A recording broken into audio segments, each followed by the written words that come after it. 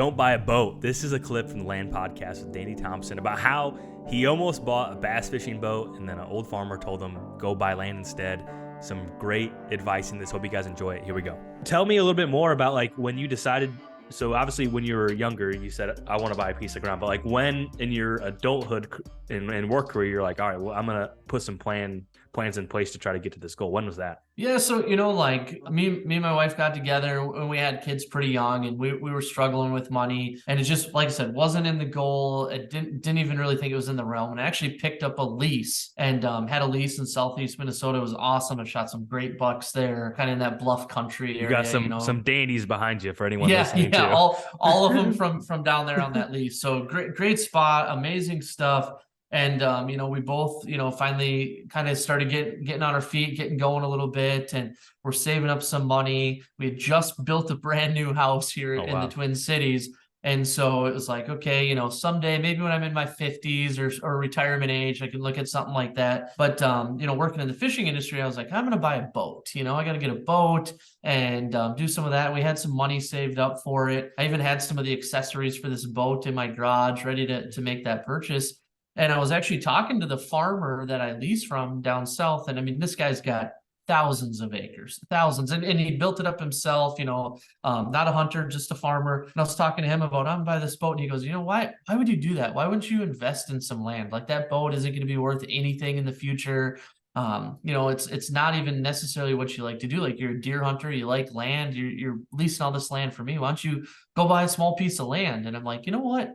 He's right. And so I started kind of talking to a realtor, and there wasn't as much information out there, at first when I was looking, and I was looking at small pieces. And roughly what year is this roughly? This is about 4 years ago. Okay. Yep. And so looking at some pieces and smaller pieces, and just, was like, okay, maybe we can make this work. And I had never talked to a bank. I had never talked to lenders. I'd never talked to people. So I didn't know, and I didn't have the Land Podcast at that point with any info or anything like that. So I was like, just trying to do the research on my own, and figured out, well, man, we only need, 20% down, which, is a chunk of money, but I had that because that's what I was going to use on the boat, and was looking at some properties, and then finally settled on a place that I had purchased. And I was like, it's not my end goal, but I knew somehow we'd be able to make some money on it if I did some work to it and that kind of stuff. And that's where, my wife is not a deer hunter. She's not even necessarily an outdoorsman at all. And so I had to convince her that we needed to basically spend our entire life savings again to purchase some hunting land. But, the way I looked at it is I can always fall back and sell this piece. Like, as long as I buy it,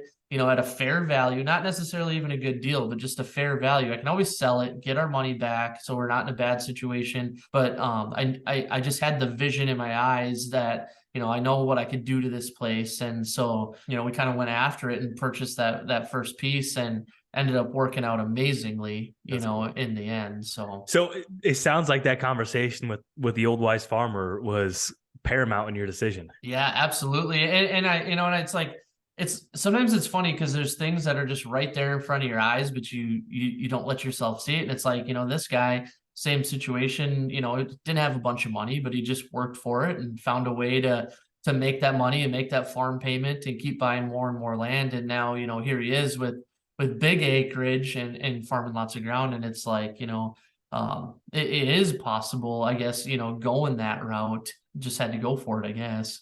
I wish there was a podcast or a place where farmers like that could share their life lessons, because it would help. It would help us all so much. Which you were lucky that you crossed paths with them. I mean, I think that sounds like it really sets you up for where you're at today. Hope you guys enjoyed this. My name is Jake Hofer, and I'm a real estate agent out of the state of Illinois, and it's my goal to help 100 people buy their first farm. Been doing that with the Land Podcast and clips like this every single Thursday and Saturday that are released here on the channel.